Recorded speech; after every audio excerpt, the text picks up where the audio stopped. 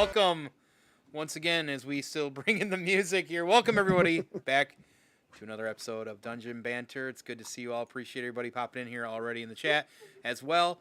But also, of course, welcome to the other folks that are going to be on here this evening.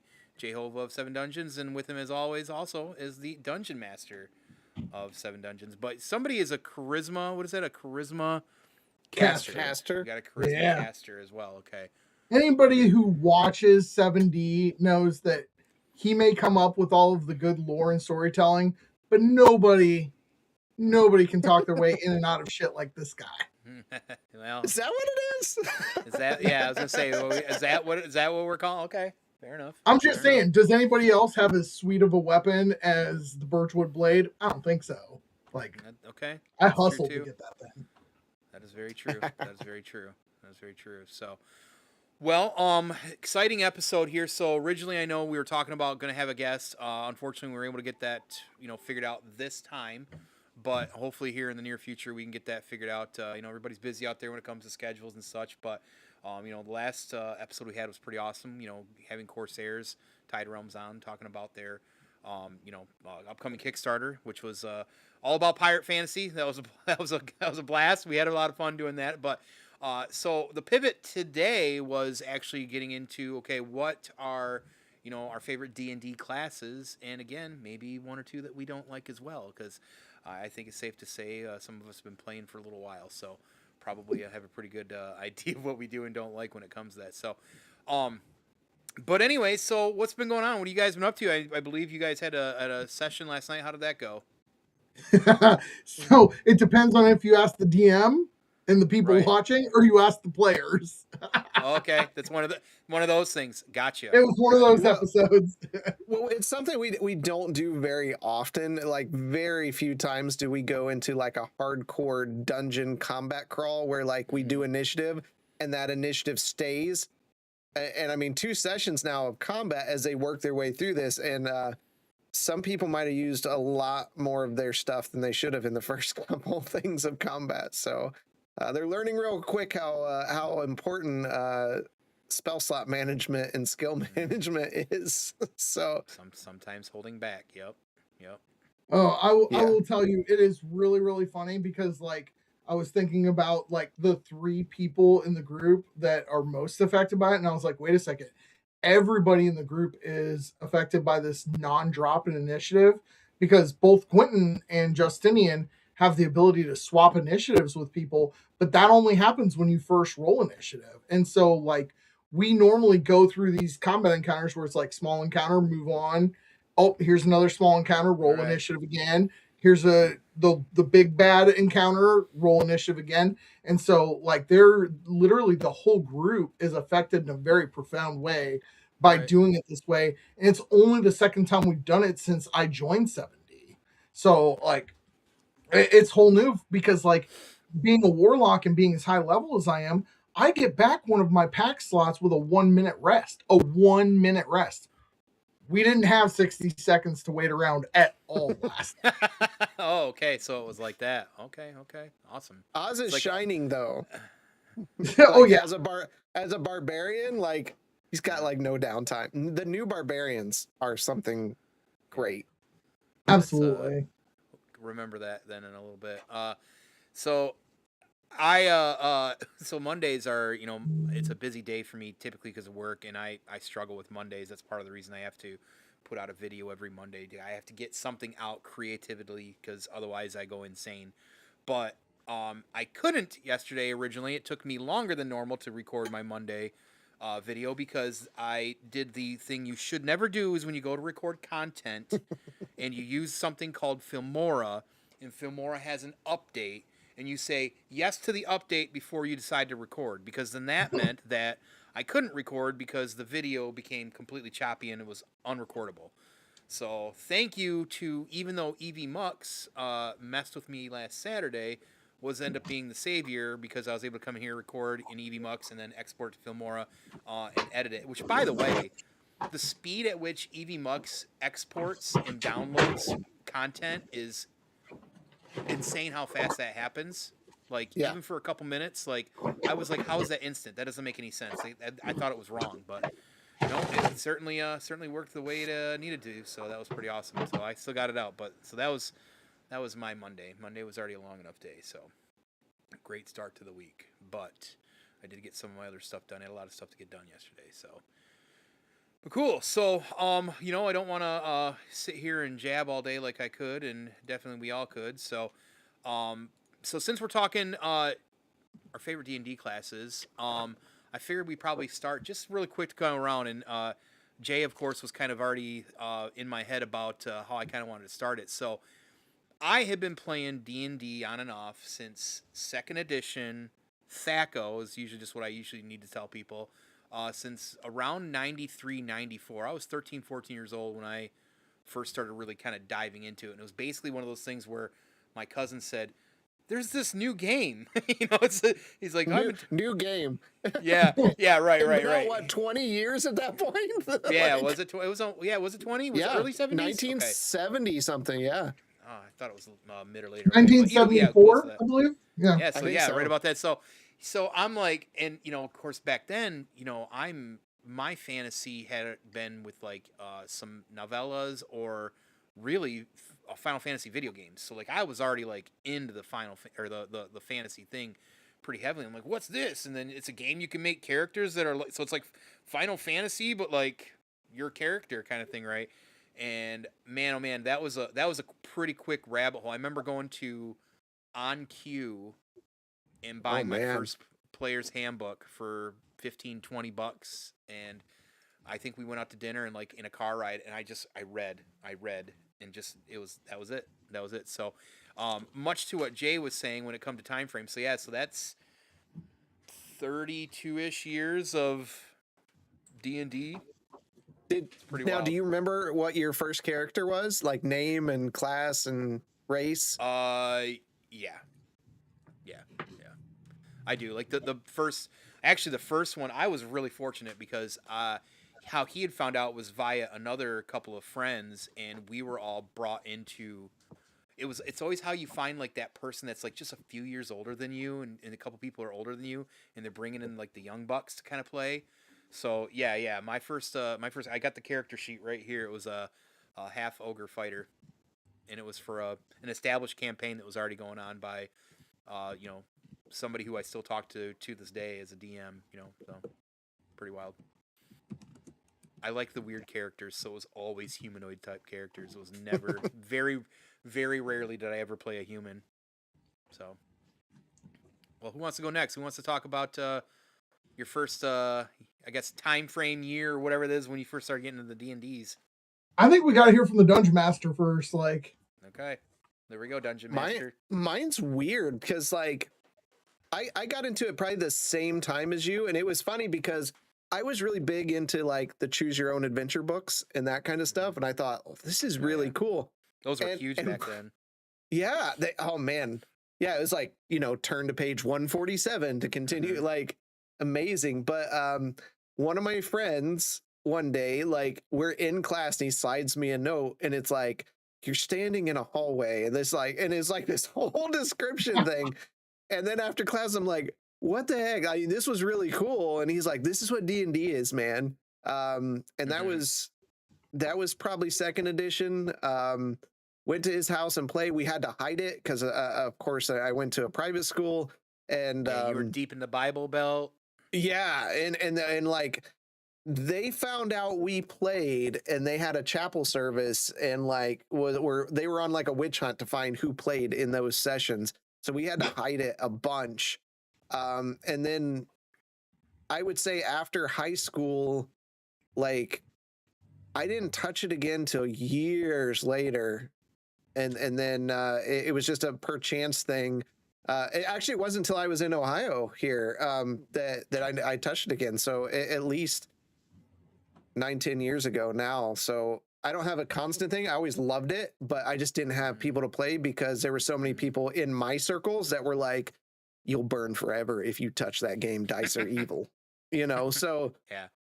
It was funny really because some churches actually like organize D&D game groups now too. The guy that introduced me to him, I mean, him, Jeff, like his name was Jeff too. he is a preacher, and they do organize D&D at their church, so that's fantastic. But my first character was, and you'll probably find this interesting, an elf rogue. That's pretty weird. Yeah. That's funny. Okay, right on. Okay, Jay, let's hear it. So a couple years after you guys, but that's the age difference. 1996. So this is my 30th year of playing D&D. Like, but for me, it was quite the opposite of Dresden. Like, I literally walked into the library after school to grab books, and I saw these guys sitting around playing, and they were all like 15, 16, 17, and they were in high school, and like they needed a specific type of character, and I was like, oh, that sounds really cool, and that sounds like this book that I just read. And so I sat down with them, and I won't give my character's name away because anybody that's watched my Let's Set the Tone knows that I only recycle through about 8 character names. But it was a halfling rogue, and what was interesting about him was he came from a tribe that shared everything. Nobody owned anything in his little tribe. So for him, like, when the party first gets introduced to him, he's just stealing bread on the side of the road, because what's money? Like, nobody owns anything. And so like they had to teach him like the moral compasses of societies, because halfling society where he had come from, like, everybody owns everything.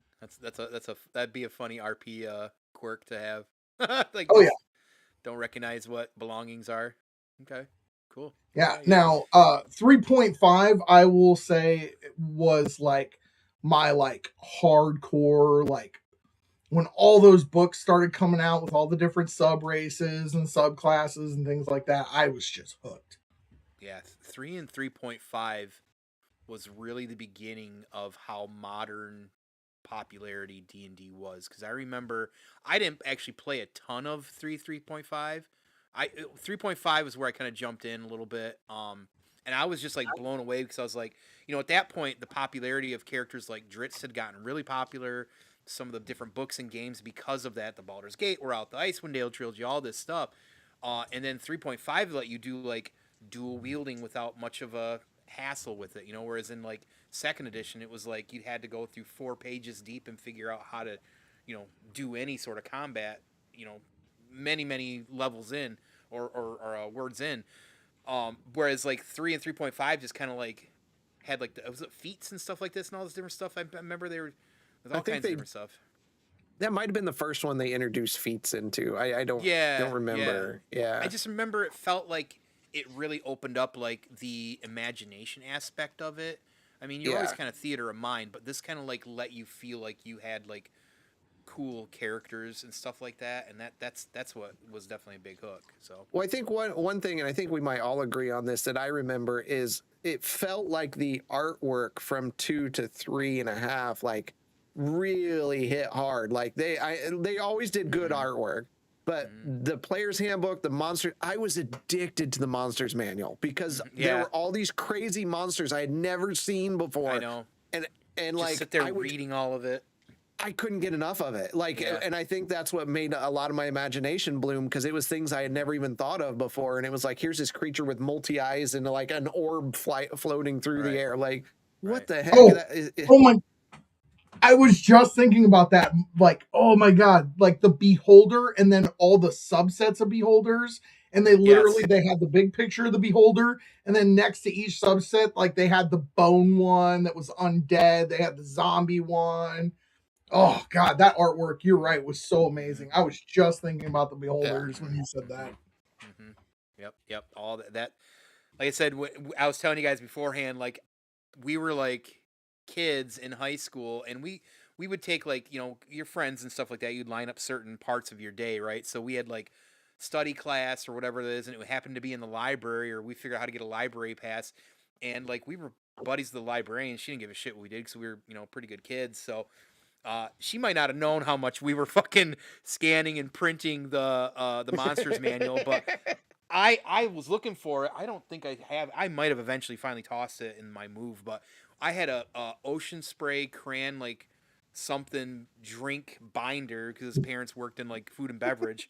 That was like basically the second edition Monsters manual. Like, and it was like colored pages. Like there was some green and pink but yeah. And the whole time, the librarian's boss is like, "Why are we losing so much money in paper and ink?" You know, back then they were fine with the trees for the most part. They didn't care. I don't think they cared. Tell me the printer was a dot matrix printer too. So it was like, it was a massive thing, like in the library. Yeah, scanner, printer, and everything like that. Like, yeah, it was. John's so old. It was the one that had the two little edges with the little. That's the dot matrix.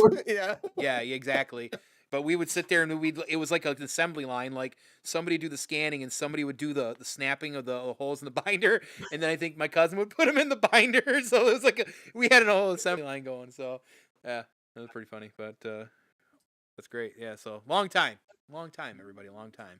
Now, did it change the way you guys consumed content after that? Because for me, it always did. Like I was always like, oh, you know, they say he's a ranger, but he really strikes me more of a paladin. You know, like did that change for you guys? Matter of fact, I will even say the first few times I watched Harry Potter, I was just like, where the fuck is she coming up with this shit? That's not a basilisk, you know. So right, yeah. That drove me fucking insane.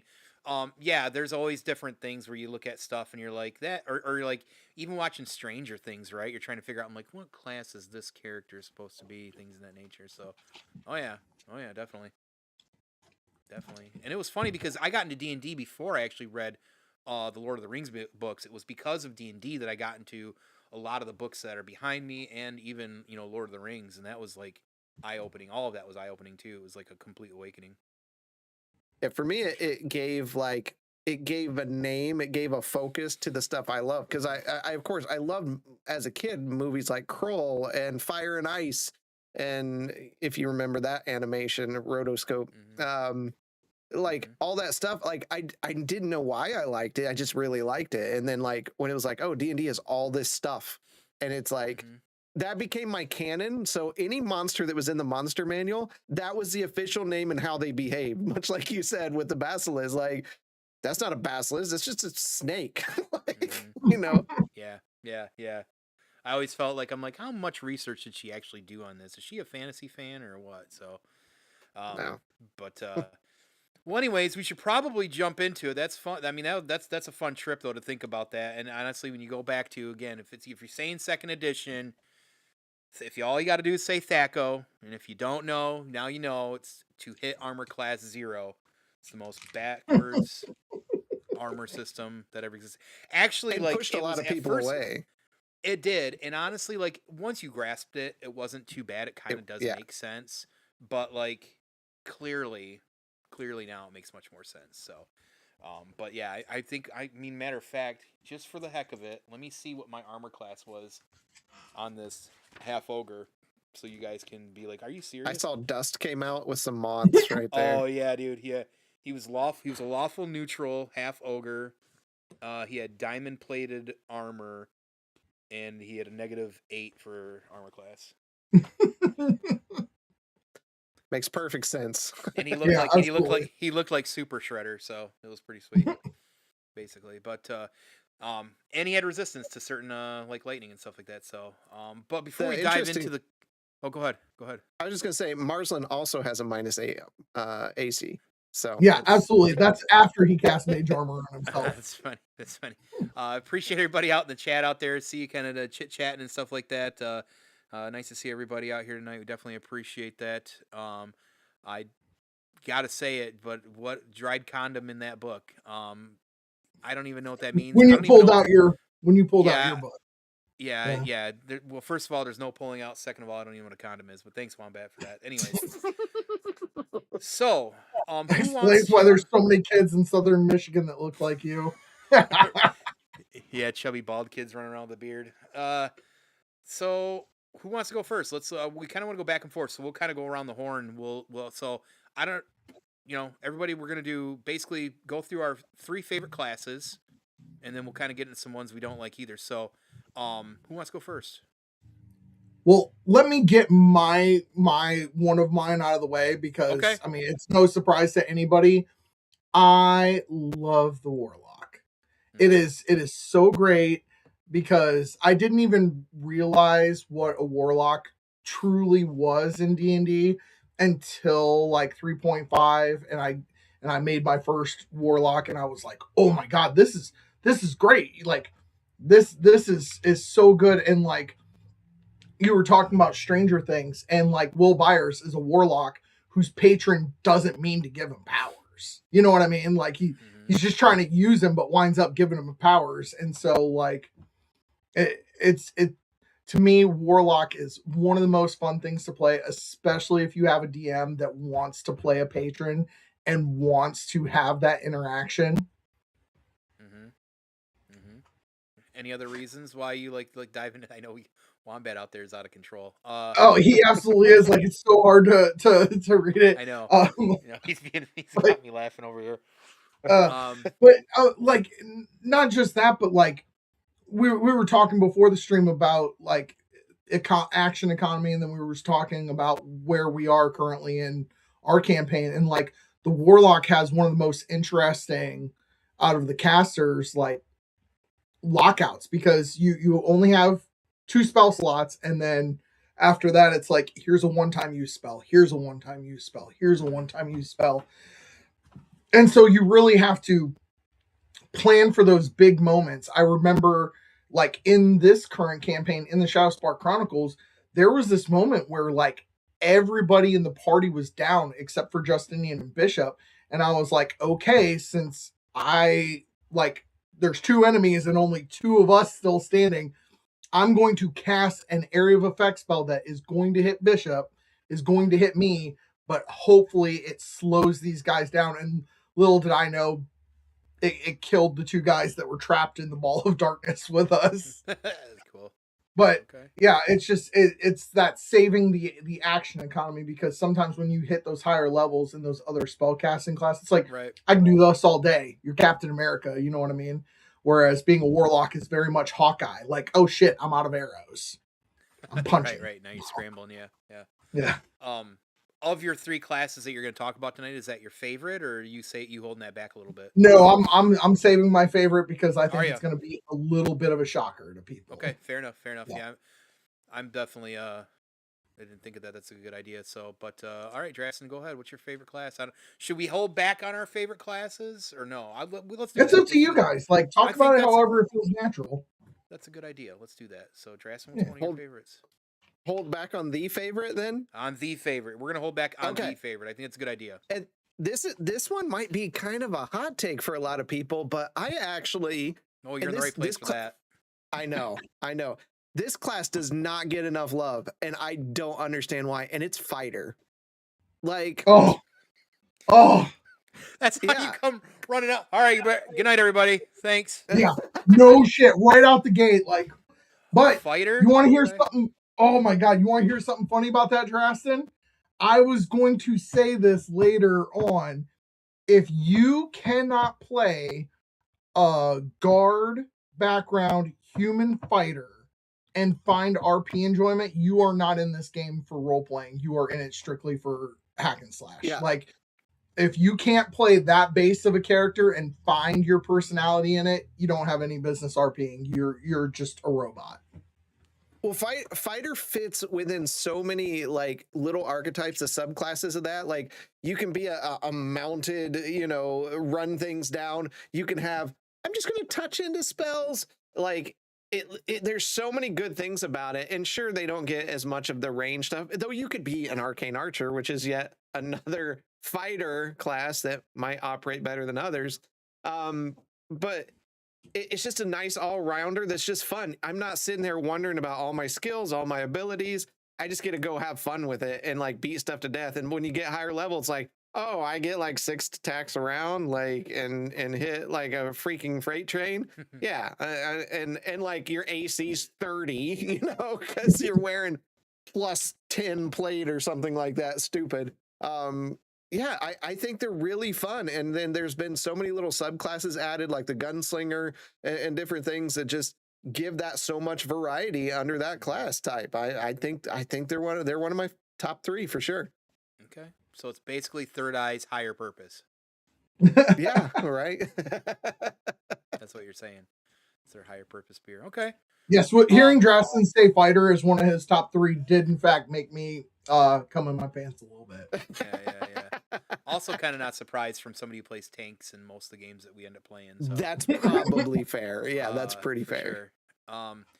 Well, I'm gonna go since we're gonna kind of flip the script. I was actually originally gonna go like ranking 1, 2, 3. I'm gonna flip it. So, the last one here, this one is probably a bit of a surprise, and it's definitely an obscure one that actually disappeared a little bit for a while. I feel like, or didn't exist and wasn't around. But Psionicist is one of my favorite old school classes. I don't know what it was. Yeah. I think it was something about the mind stuff. Maybe it was. I think it's the RP side of it partly, but I'm guessing that as a kid, for some reason, because like when you see characters like Professor X or even the Firestarter film or something like that, right? That's something that was very intriguing. I think that kind of sci-fi sense, because it almost doesn't like fit, I feel like, in like a normal kind of fantasy world too frequently. So, and then the 4th edition version of this character was really awesome, and because I know everybody was into 4th edition. I loved 4th edition.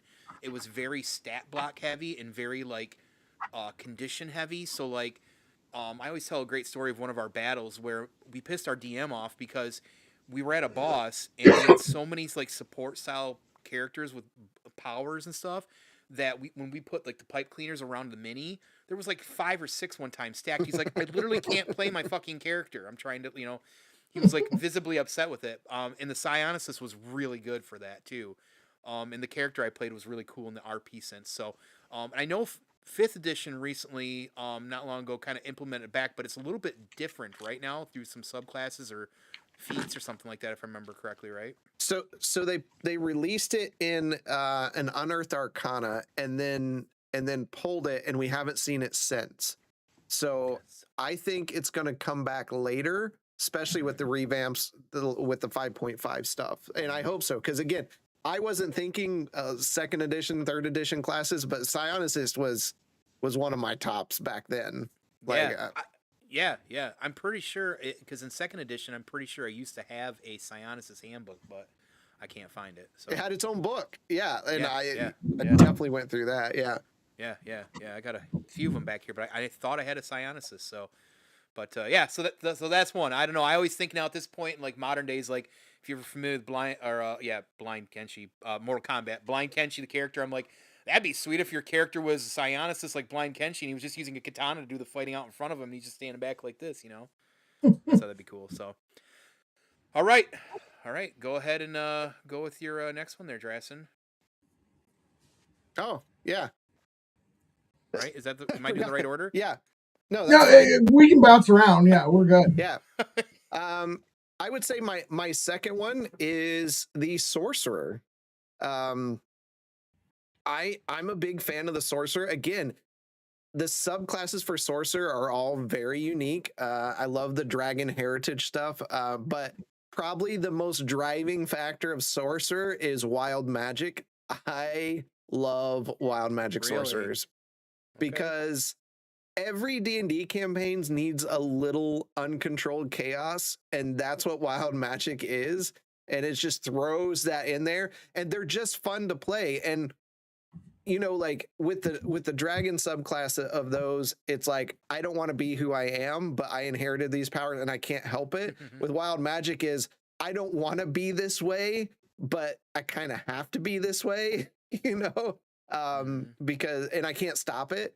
And then all the different classes like that, I just like that their power is not learned. It's not given from anybody. They just kind of have it and they don't know why. And that leads for some great role playing. If your DM's willing to take that and run with it of like why you have these powers. You're a mutant. Yeah. Basically. You're a mutant. Yeah. You're a mutant. And now I realize that I did mess up the cadence of that because it was supposed to be Jay's turn. So I'm really I thought I went first on the third one on the last one. Maybe I thought I did because I thought I came out hot with the Warlock and then he came in even hotter with the Fighter. It's true. It is true. That is very true. But okay, so wild magic. Okay, that's fun. So that can go any direction too. Like when it comes to the magic, because I'm not over familiar, and you'll know why in a little bit. But is that like, what does that look like far as magic? Is that like elemental based, or could it not be? It's just kind of everything. That's the thing. It's just a mess. Okay, it's just a mess. Because they're not It's just a mess. Yeah, because where wizards are focused and they're like, oh, I'm going to do necrotic or this or that. A sorcerer's just like, hey, I'm reaching into the ethereal and pulling something out, and sometimes there might be a creature attached to it, and sometimes it might turn my party member into a barrel. But it's going to be fun, and I think why it's my number 2 is it allows the DM just to have fun. If the players are in for it to have fun too, it's one of those things that's just like chaos is fun in the right framework. And it gives you that storytelling. I mean, if we think back of kind of some of the stuff that happened in the current campaign with Oz, like that was wild magic stuff, and it was great. Right on. That's cool. Yeah, that's definitely not one that I'm overly familiar with, but there's probably a reason why. All right. Yeah, well, back to you, Jay. Okay. So for my second one, this is the one that's going to be a surprise to people. I love a good wizard. Does not matter the subclass, does not matter race. The wizard is so much fun because, like, to me, like, look at us when we're playing. We've got books surrounding us and all these scraps of paper with all these written ideas on it. Like, our chaotic brains are literally wizards when we're playing D&D. So to sit down and be able to focus that is so great. And like, one quick one that I want to share that was really great. We played in a campaign, my significant other and I, where I was a wizard, and we played from level 8 to level 16. And finally, somebody at level 16 looked at me and they're like, have you ever done damage in combat? And I was like, I have no innate ability to do damage in combat. And they were like, what? And I was like, yeah, everything's enlarge, reduce, enhance ability, grease, feather fall, like Haste. everything. Yeah, like prestidigitation, like everything. There was not one dice rolling combat effect. All of the saves were against falling prone or being charmed. No damage whatsoever. And it took them 8 level ups to realize that this dude did no damage at all in combat. And so but you enhanced their damage, right? Huh? Were you enhancing their damage? Yeah, absolutely. Like I said, I was casting enlarge, reduce or enhance ability or whatever. But like, I used grease like it was crazy, just making the enemies fall all over the place and slowing them down. Sure. You know, and it was just so great because when one person at the table finally revealed it was like that episode of How I Met Your Mother where you hear the glass shatter for everybody. And they're like, wait a second, this dude hasn't done one lick of damage this entire time. Stone cold. Yeah, absolutely.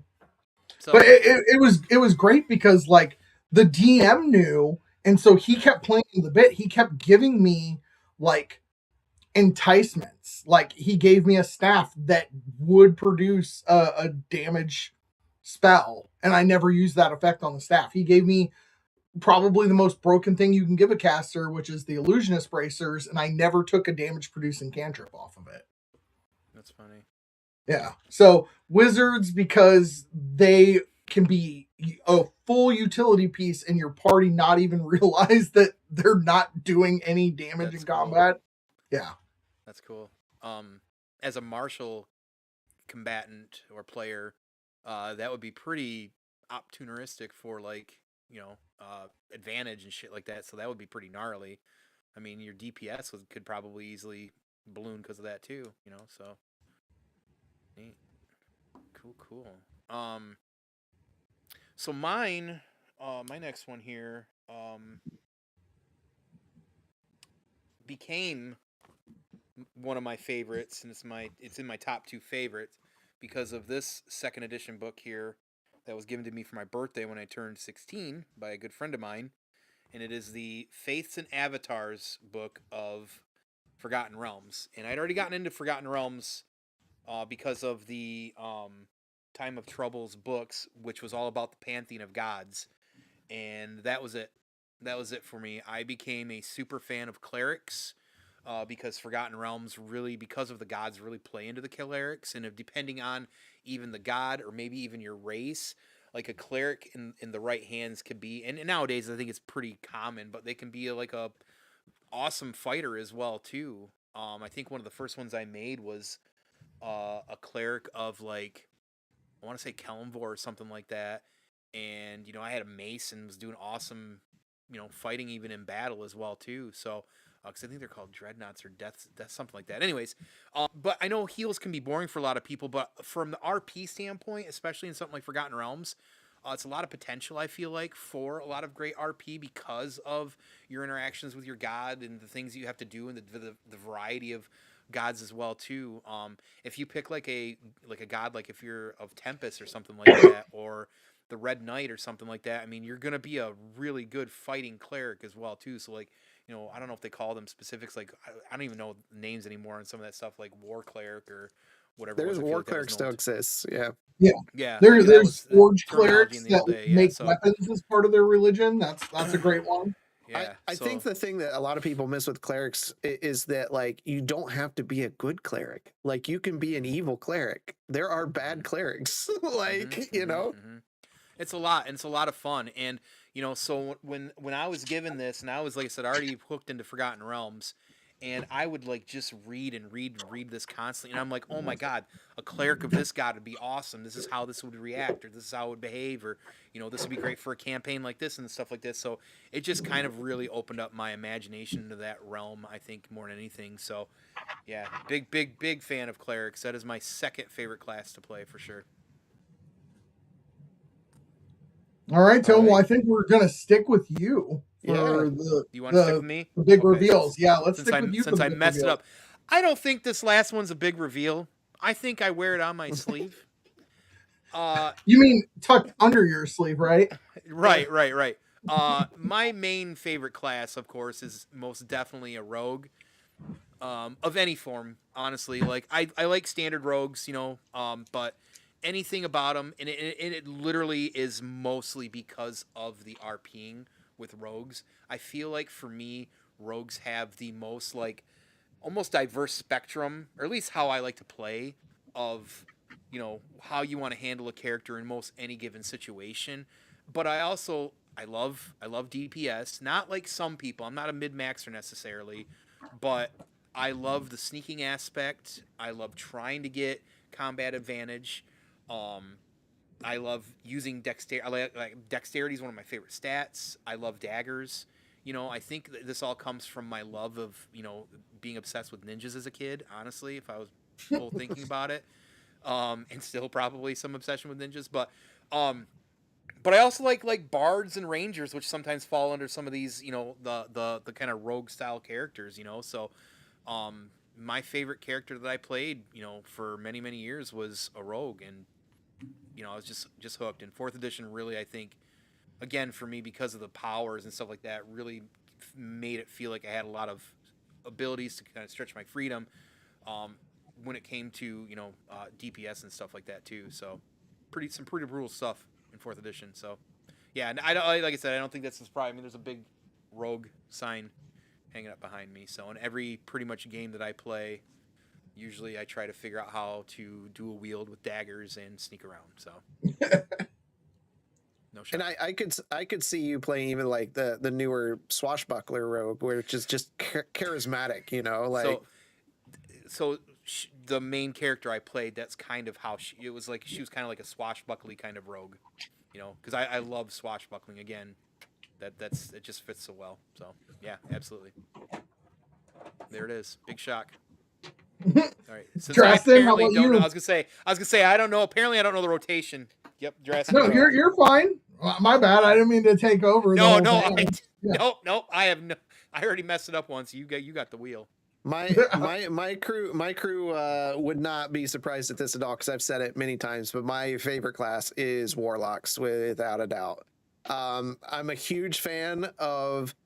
There's so much potential for RP, and if you know me, and those guys have heard it many times, it's like I'm not a big fan of combat. I love storytelling. I love the RP. I love those great moments, and nobody gets those moments like a warlock. Out the gate, they're getting those moments because you're a broken person. That's the reason you have a patron. Something has happened that has led you to asking for help or getting assistance from an ethereal creature, and there's so much RP potential from that. It's so great, and you don't have to play the broken person, but you can. And the fact that they've added like like a healing version of the warlock, which nobody plays for some reason. I love that class, the celestial warlock. But all the other ones, like I can reach to the hells for my power. I can reach to the old gods and get into the Cthulhu like stuff. The opportunity for just having fun with a class. And I feel like it's a bit more like Jeff was saying earlier, it's a bit more of a big thinker class because like you do only have a couple spell slots, but they're max spell slots. But it's more about, I love playing them like being very manipulating and stuff too, depending on the gods. Like there's so much fun you can have with a warlock that is, and it all kind of culminated when I played Steve and when I first started playing again. It was really funny because we started playing Curse of Strahd, and I didn't want to tell the party my name and my actual name, so they're like, "What's your name?" And I'm like, "Steve," and they made me do a deception check, and I got like a natural 20 on it because and charisma is so high anyway. So the party had to call me Steve, even though they knew that wasn't my name. So there's just so much fun, especially having the charisma stat in there with that you can just have a blast with it. That is well, and go ahead. I was gonna say that would have been, if we had 4 to choose, that would have been my 4th. So Rogue would have been my 4th. Gotcha. In all fairness, yeah.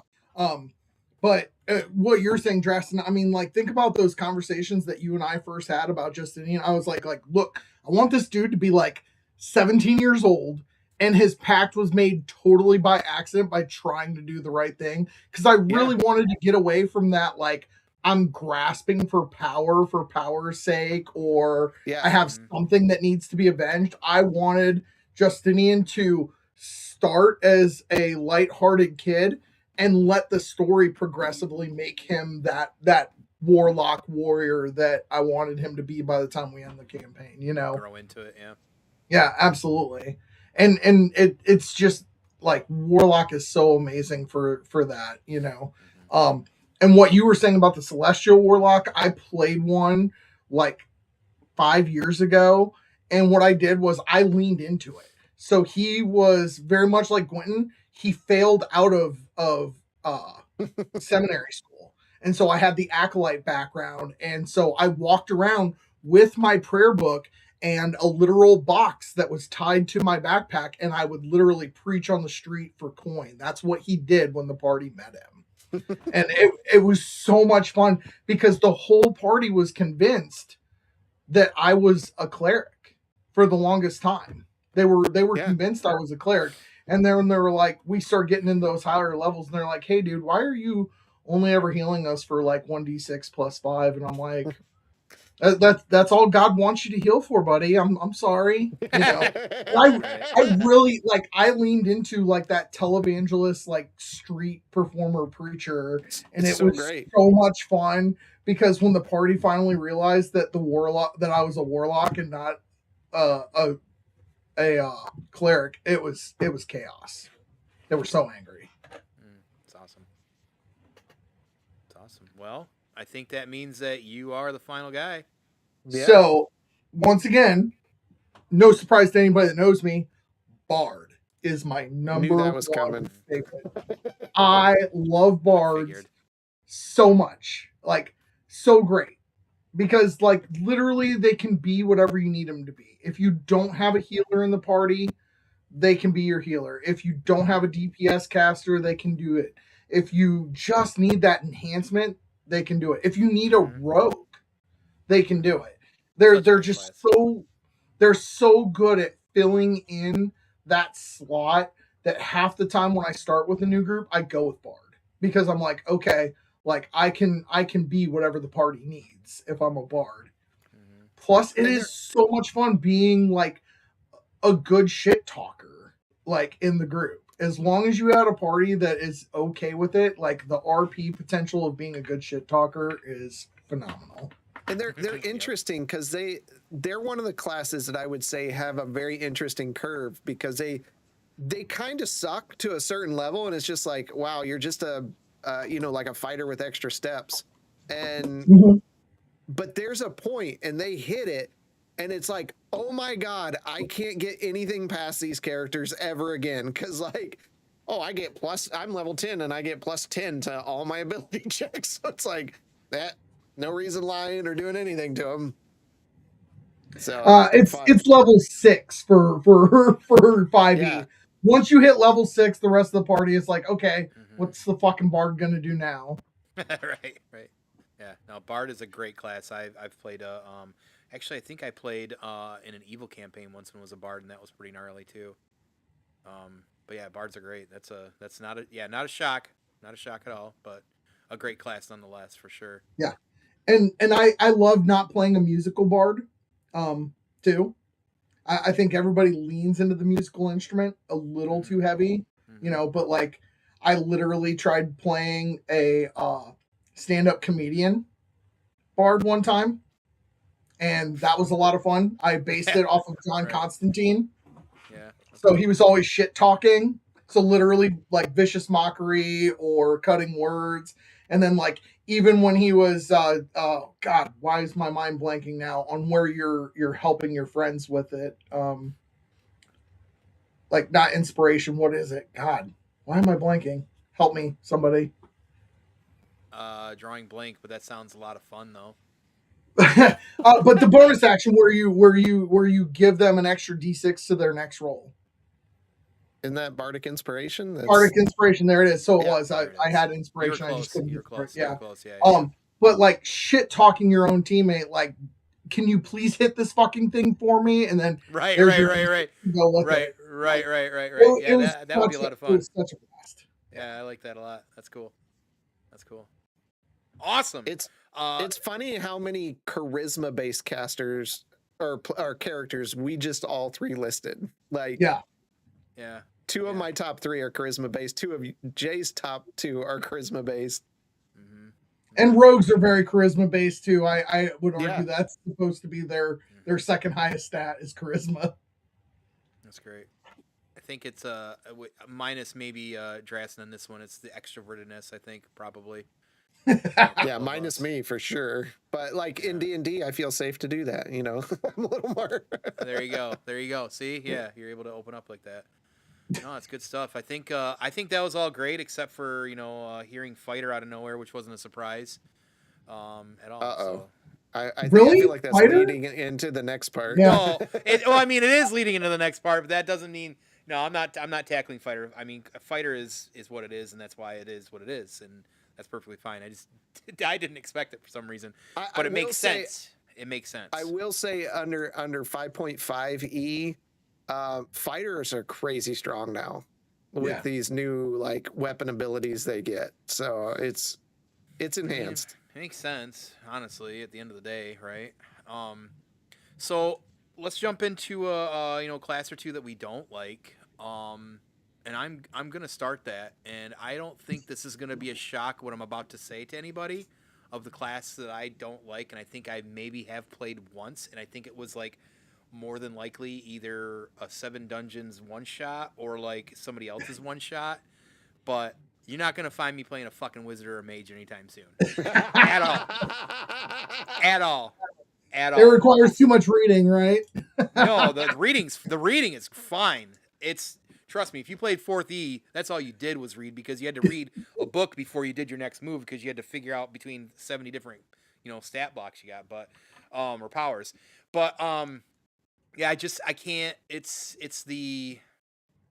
just feels like a lot of work for a little nothing sometimes, and that's just my head. And I think that's more because of 2nd edition, because I know it's a lot different these days for those type of classes. But it just doesn't sound interesting to me. Like, there's classes I like that aren't like straight up like martial style, but I just I like the action, and I like to be like in the forefront of the action, kind of. And for me, it's just not enough. Now, I like Rangers. I love Rangers. Bards is another great class I also really enjoy. But like, you know what I mean? And they can play, distance or whatever, but they can still kind of be in the fray of stuff. But yeah, no, you're not gonna find me with those caster. I get that because wizards are like, pop your shot, and if you miss, wait until next turn. Right. I don't. And if you're somebody who has no patience, I can't sit there during a battle and do that. Like if that were to come up, right? There's no way. Now, I love warlocks. Warlocks are cool, but again, it's not necessarily the same either. You still have a lot of options, but yeah, no. I'm good on that. So that's mine. Drastin? All right. This won't be any surprise for the people that know me, but freaking Rangers. That's like the worst class ever. And they have never got the love that even when they redid them, they still suck. Like, there's nothing a Ranger does. Rangers asses. Yeah, there's nothing a Ranger does that some other class doesn't do better. So put a bow on your fighter, basically. Yeah. Well, there's the Arcane Archer fighter, like, is better than the Ranger. Like, the pet management has never been done well. The way they treat that, where it's like, oh, I got to use my action to tell my bear to attack. What? Like, it's not supposed to work like that. Right. They've tweaked it, and then it's like, oh, well, here's Hunter's Mark. Okay, well, I put it on. Oh, he's dead. So next turn, I got to use my action to put it on the. He's dead. Like, it's such a freaking waste of ability. And by that's actually a pretty good point about Hunter's Mark. Yeah, you're right on that one. I do agree. Yeah, you literally, like, you get bonus action if you are like a Drake Warden or an Animal Companion Ranger. Between Hunter's Mark and your Animal Companion, your bonus action is gone every turn. And so it's like, oh, I'm going to fire with my bow, and then for my bonus action, I have to tell my dog to attack. Yeah. Yeah. Even though this is his 80th battle with us, and he is now the size of a warhorse, right. I still have to tell him to attack. And it's got one of the only subclasses that lean into one area, like the Gloomstalker. It's like, this is really great as long as you're underground and it's dark. Right. If you're anywhere else, screw you. You're just a fighter with a bow. It's like the original 5e drow. Like, I hope you're playing underground the whole campaign.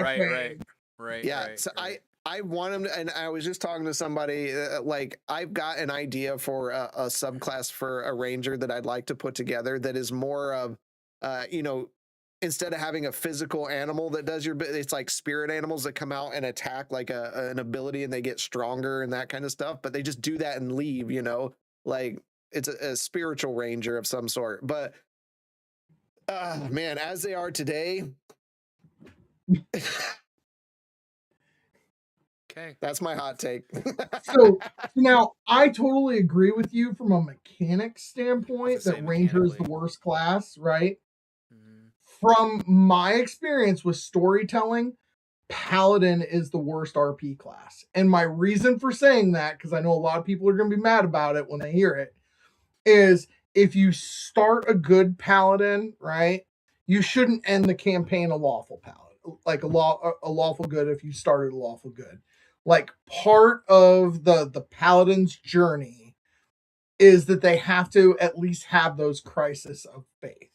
You know what I mean? And so, like, the one time I've played a Paladin and I enjoyed it, because I've only played a Paladin twice, but I always hate Paladins when I see them at the table, because they're always hoity-toity. They're always above everybody else. Sorry, but Annex. The one time that I had fun, I asked the DM, can I start as an Oathbreaker? And can I start that, like, I went out there, I got my training, I became knighted, and I lost my first battle, and everybody in my platoon that I was in charge of died. And so I'm just walking around with that sorrow on me.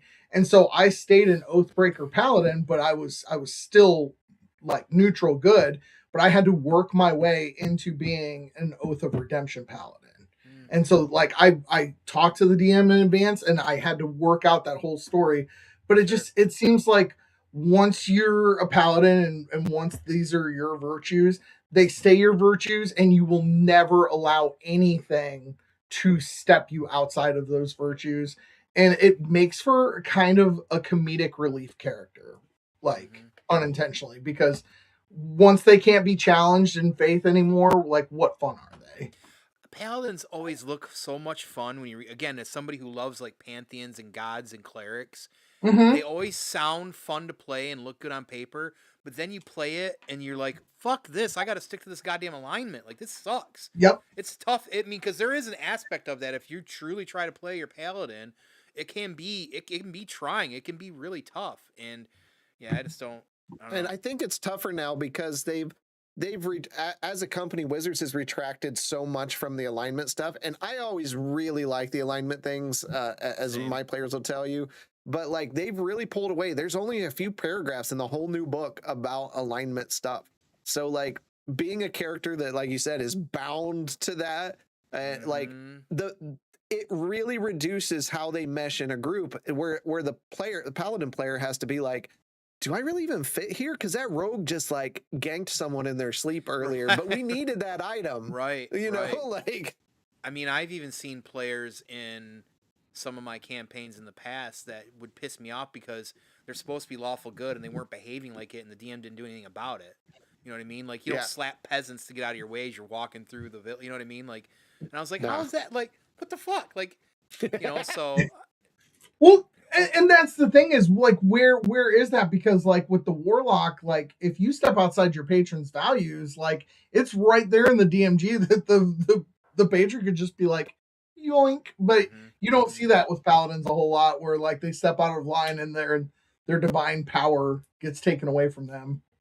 Dang, it almost seems like this has just turned into a Hate the Paladin show, and I'm here for it. So right, I did it. I did it. It's perfect. I mean, if you look at the chat too, I see there's a few people out there too that just kind of mentioned that the Paladin's not appealing, you know, or like, yeah, fuck Paladins. So yeah, no, I don't fucks with them. I mean, like I said, I think they're great and they have their purpose. I think they sometimes end up better as an NPC more than anything, but as a player in a group, I think it can get dicey depending on who's playing it and their interpretation of it for sure.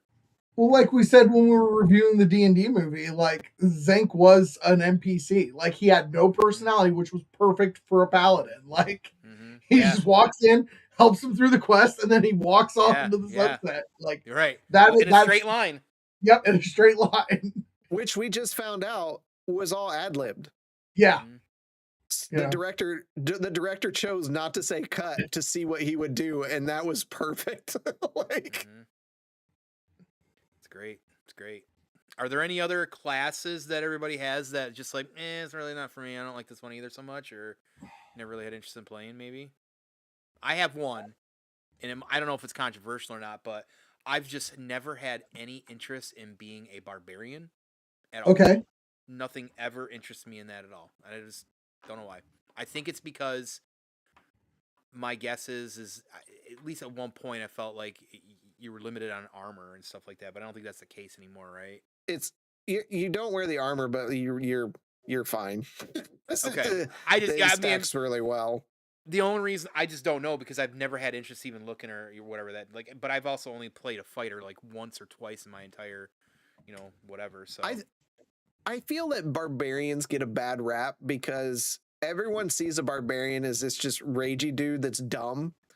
Yeah, and I love when people play smart barbarians, or conflicted one, and that's why I like Oz so much is because he's not that dumb. He's a little reckless, just not dumb. You know? Right. And matter of fact, I'd even say reckless is one of the better attributes of a barbarian, even so. Yeah, but I get what you're saying, but with the new stuff they've done with them, okay, you should take a second look at them. I like my He-Mans and the Conans and stuff like that. Like that's whatever. But like for me to play one, I just never had interest. Never even appealed to me. So, one that throws me in direct competition against what Drastin said earlier, I'm not particularly fond of the Sorcerer. I've enjoyed it once when I've played it, but for me, like, everybody else in D&D, like that has magic, they have to make a deal, they have to study, whether it be, to their god or to their oath or whatever. But like Sorcerer, it's like, either baby I was born this way or like It just and so like for me, people that say that fighter is hard to RP, how do you RP a dragon draconic lineage sorcerer? Like, do you bring in the dragon? Do you make other dragons like hate that sorcerer because they're chromatic versus metallic? Like, like it puts a lot on the DM and the player both to make that thing look like just not an upcast wizard. In my opinion, like the sorcerer's real tough for me to get into. I did enjoy the last time I played it though, but I think that was because I played a Kenku and he hadn't been around humans long enough to understand everything. So like even the verbal components of spells, the first time he heard them, he might mess them up. And so like it would change fireball into ice ball because he didn't understand the common tongue. But they're just they feel like they take so much out of both parties to get an interesting story out of them. That's fair. That's a fair perspective. It's a fair take. Yeah. Yeah. Any other ones we want to dredge here for a little bit before we wind her down? All the rest of them for me kind of fit in that mid range of like I don't mind playing them. I've played them. Like if I play them, I tend to like to play the more unique ones. So like when I played Wizard, I played Blade Singer, and I had a blast with that. Like even with Sorcerer, I've got some great ideas for that one too. So all the like other ones, it's like I'll play them, but they're not my favorites. But I try to like when I'm building characters for one shots and stuff, I try to play those classes I don't typically play. Yeah, just try something different to mess around with, Which is what I'm doing for our in-person this year. So it's going to be a lot of fun. I think if I go with what we talked about, Dresden, I think that the players are going to love my character in campaign 3, but I think the characters around him are going to hate him. That's scary to think about. It is. First of all, that we'll see how that plays out. I do. There's a class I always think about that I've actually never played that I've always wanted to play because one of our good friends always plays them, which is Monk. I always think there's a lot of like fun that can be done with monks, even though they're kind of like to me in my head like druid adjacent. Because I always think of like other types of media in monks. Because I know monks. Like there was a 2nd edition monk that I remember in some of the old school media that was like really, really badass, and I think that's one of the things that kind of brought that more to the forefront. But what are those characters like? There's a monk class now, isn't there? Yeah, and the subclasses for it are actually really cool. They made monk crazy. Yeah. I think that Bishop's monk got the biggest upgrade from us switching from the 2014 rules to the 2024 rules. Like I think that he is now like way getting his shot. That he is he is a monk. I do forget that sometimes. I do forget that he does punch things a lot, so that makes sense though. Yeah, but I forget it.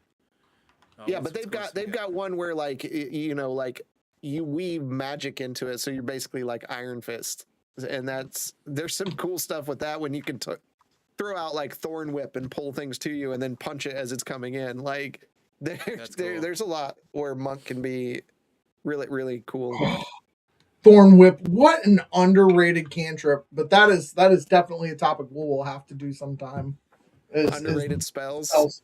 Yeah, underrated spells. Like that's a good topic for some time.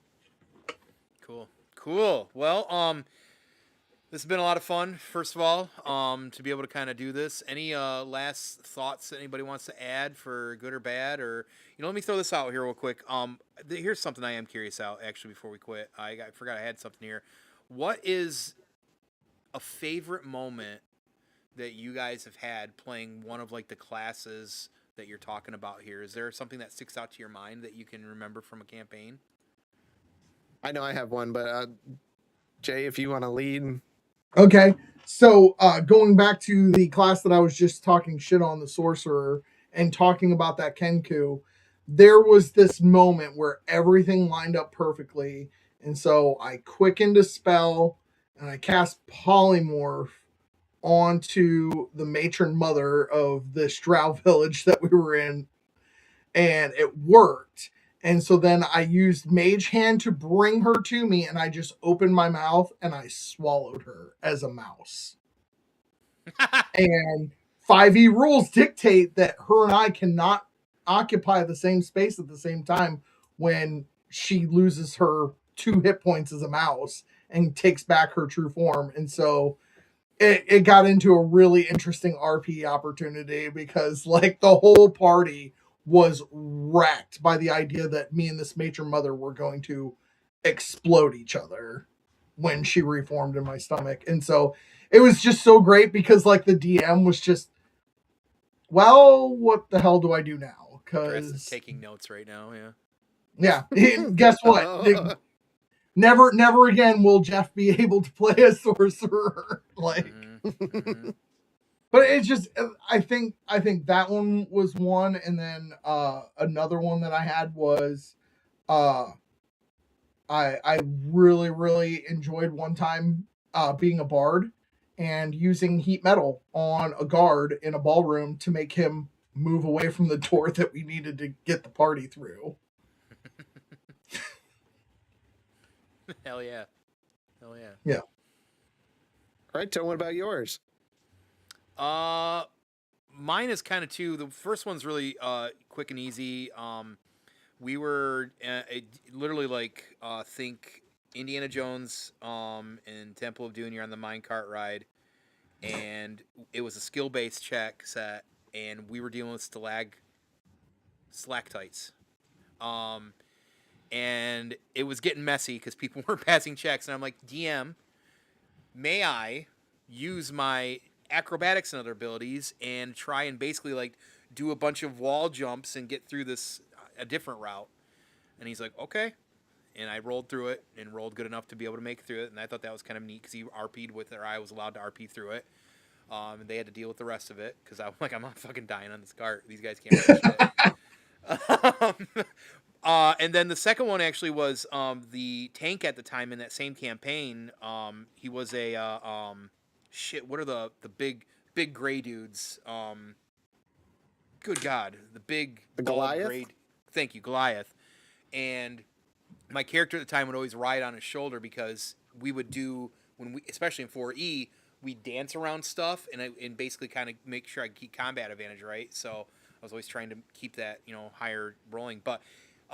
He was joking one time, and I guess maybe this isn't necessarily, I don't know if this was in game, I don't recall that, but he wanted to do a 1v1, and I'm like, I don't think you really want to do that. And he's like, what? I said, okay. So we 1v1'd each other with the rogue that I had set up at this time, and I pieced him out in 3 hits because of the way I built my character. And again, this is 4th E, so this is a all different ballgame, but when I got my, if you were able to, because of one of my I'm trying to remember, it was my initiative rolls, like if I had the highest whatever, I would get extra damage and things of that nature, but I had an ability that would give me an actual jump on my initiative roll, it was 3 hits and I took him out because I had combat advantage and I used my like daily or whatever the shit it was at the time. And he was like, he just stood there and he was like, holy shit. That was a pretty neat moment. Well, that leaves us with you, DM. Yeah, DM. Mine, oddly enough, was my warlock, Steve. So ridiculous. So it was originally designed that Steve had a split personality, which was Mike Bishop was my DM at the time. And he was like, yeah, we can do this. And it was a lot of fun, but he being a warlock was quite creative. So we were in Curse of Strahd, and if you know Curse of Strahd, there's a tower you go into where these witches are in there, and they're making these cookies, and these cookies put people to sleep for quite a long time. I might have collected a lot of these cookies, they were made out of children and different things, but like I had no qualms about it because the kind of crazier side of my personality was like, yeah, there'll be a use for these. And every NPC we met, I used my high charisma to convince them that they wanted a cookie and just kept passing them out. That's diabolical. And the poor DM was just like, he would give us like almost like news updates of like, hey, we found this guy asleep in the field and we can't get him to wake up, and like people were losing their jobs and like getting put on there. It was so entertaining for me. But then the other side of it was like, as he would roll a dice and that would determine which personality I was for that day. And like the other one is like, they became aware of each other. So there was a lot of RP, and the party I was with, they were just like, we don't know which one we've got, because the more crazy evil personality kept, he started acting like the good personality so that they would trust him so he could get them to do more. Right. And it was so fun because I would manipulate our barbarian. Like there was a room we were going into and we were just supposed to check to see if the door was locked. And I was like, man, I bet our friends are already in there. And I bet they're dying. And here we are just standing here doing nothing. And he's just like, I can fix that. And I'm like, I wish you would so we could do something about it. He just charged through the door. Like, it was fun. It was fun. But yet, those of us in the Shadow Spark Chronicles, we're too chaotic. Right. We'll have to have him tell you the story. The one time we played a one shot in a Star Wars RPG and campaign, he played a Trandoshan asshole. So there's 3 of us, a total in a party, trying to figure out what to do, and we couldn't get anything out of him because he was a butthole the entire time. Yeah, I regret that a lot because I really, like, looking back, I realized how awful of a player I was being. Yeah. And I was just trying to stay in character because I was a bounty hunter and the other guy was a smuggler, and like he was my bounty. So like I took him out and like wrapped him up, and the guy's like, you just need to trust me. And I'm like, nah, man, I'm getting paid. Like, right. You are my next month's worth of meals when I drop you off. Like, but I just never again. To me, like I said, I don't care about the combat. I like the RP, and I think there's so much fun you can have if you just sit down and don't try to min-max and you just try to have fun with the character. Like in one of the one shots, my blade singer was a Warforged, and like when he started doing his blade song, I'd play like a song on my laptop, and that's what would be like emanating from his chest as he was like, so there's like this metal music coming out as he starts spinning around and stuff. So it's all about what you put into it. Yep. Having a rave in the middle of a fight. Sweet. Well, great conversation, boyos. Let's pause for a moment. I don't know if the Dungeon Master or the what is it, the Charisma Caster wants to go through any of their shout outs or what you guys got going on, or whatever you want to do. Not it. All right. Well, you can catch us. That was fast. For the, did you see the nose goes? Like, and he's supposed to be the face of us. Like, what the fuck? Yeah. But you're gonna catch 7D right here again on YouTube or Twitch tomorrow night. Do you guys know what game you're streaming yet? I'm gonna be out because I got some things I gotta take care of, but I think they're going to do Ark because a bunch of us are in Ark right now on the latest Lost Colony map. Okay. Which is so gaming with Quentin tomorrow night. Yeah, I think so, and I might join him after I get home. Okay, and then of course, I see Tone's face. Yay! He said Ark. They're playing Ark. Dino sticks. Woo! Tummy sticks. Good. What? That's a way more fun game I've heard. But then catch us Monday night for the next episode of the Shadow Spark Chronicles. It's very, very intense right now. Tensions are very, very high in the party. And I get yelled at a lot. And we still have not resolved whether or not Justinian slept with who he thought he did 3 episodes ago. So that's going to be real interesting to find out here shortly. Well, don't get strange when you're in the 9 hells. Right. But how about you, Tone? What do you got coming up? A pretty good word. Well, that's funny you should ask. That's a lot of things I have to go through because my grocery list is always a little bit longer, I feel like. But as far as my own content, whether Let's Set the Tone or World According to Tone this week, there's nothing planned right now. However, on Banter and Babble, you'll be able to find Dude. He's got a couple streams coming up this week. He's been streaming a lot as far as the video game side of it. Resident Evil Requiem, and of course Marathon. Marathon's really tempting to jump into, for sure. But now that I've got Crimson Desert, nothing else matters in gaming, so I'll be dealing with that as when I can. Tomorrow night, 8:30 p.m. Eastern, as always on Wednesdays, I am one of the new co-hosts of Toy Mercs. Make sure to pop in over that at Toy Mercs there on YouTube. Come in, hang out. We're just talking toys, checking out the photography that's going on in the community and uplifting them and having some laughs. Usually it's me and Rad back and forth saying dick and fart jokes and not being serious as per normal. And then Dead Man taking shots. And then Dead Man taking shots and doing what Dead Man does, and Ronan trying to keep it all together. So, and then Friday night, of course, World Makers Consortium. We actually start the Joust this week, so 8 p.m. live this Friday for the Joust. I've got the rules finalized. I test played last night, finally. I feel pretty good about it. We'll see if I decide to change more of it by then, but who knows. So that's starting. Looking forward to be able to kicking that off. Very, very excited. And then, of course, if you did not see the Let's Set the Tone, can I talk? Let me try that again. No. If you did not check out Let's Set the Tone from last weekend, tons of technical issues, which was pretty awesome. Thank you, EV Mux and Computer. But Timbo Toys and I had a great conversation. It was finally a good chance for me and the legend to sit down and have that conversation about him, collecting, world building, and all the fun stuff. So awesome. Check that out on Banter and Babble as soon as you can. That was so fun to do. So, but hey, we got another episode of Dungeon Banter, and this is really fun to be able to kind of do and pivot, even though we didn't get the original one we wanted to do. Jay, do you want to talk potentially about what we might be doing for the next one? Yeah, absolutely. So we haven't picked a day for April yet, but we're going to be switching gears yet again, and we are going to be talking about cosplay content, how to create your own OC, or some of the stuff you might need to start creating some of your favorite characters' outfits, whether you're going to cons or Ren fairs. Anybody that follows me on Facebook, literally, I am wearing my OC characters cosplay to the Ren fair. And we're going to bring on somebody that will walk us through some of the startings of how to do that and see if maybe we can talk Tone into getting himself a suit of armor. Yeah. No, yeah, maybe.